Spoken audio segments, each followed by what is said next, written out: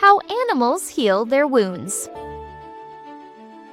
We have all probably had a skin injury at least once. A knife may cut a finger while we cook, or a fall may scrape a knee. Minor wounds usually heal within a few days after being disinfected and treated with ointment.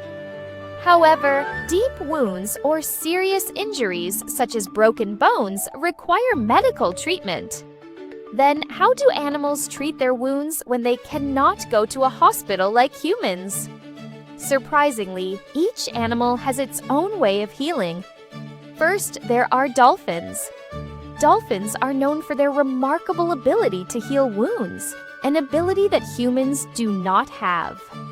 Their blubber contains several compounds with antibacterial properties. Scientists believe these compounds help prevent infection and promote healing. In particular, they can even recover from severe wounds.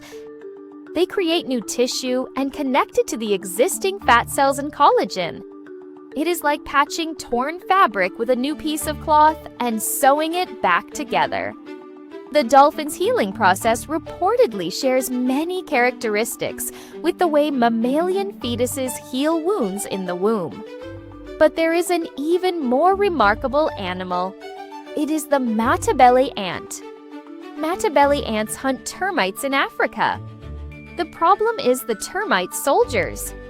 Soldier termites have powerful jaws and attack the Matabele ants that come to hunt them. As a result, some ants injure their legs during the hunt. So what do their nest mates do? Surprisingly, they do not leave the injured ants behind.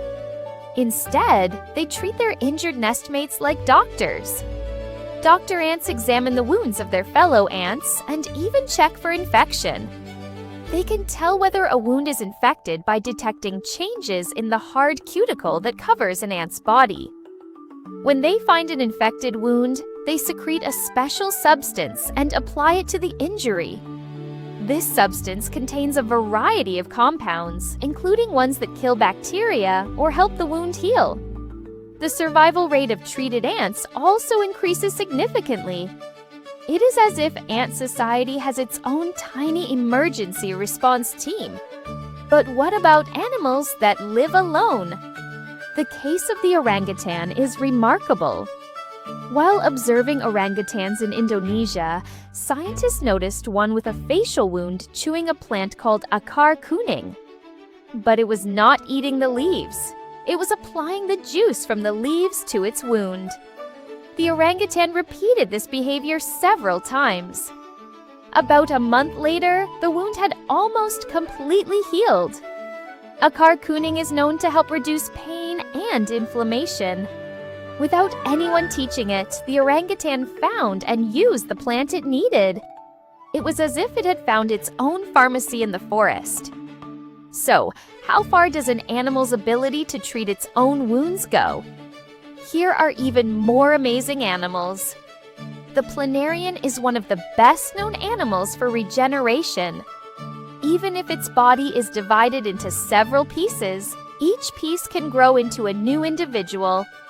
A starfish can regrow a lost arm. A lizard can grow a new tail after losing its old one. What if people had this ability too? If an injured finger could grow back, or a damaged organ could regenerate, it would be truly amazing. That is why scientists study animal regeneration. If they can discover how animals detect injuries, produce new cells, and connect new tissues, they can greatly improve medical treatments for people. In the animal world, an injury does not always mean death. Some animals find and apply medicine on their own. Others receive treatment from their companions.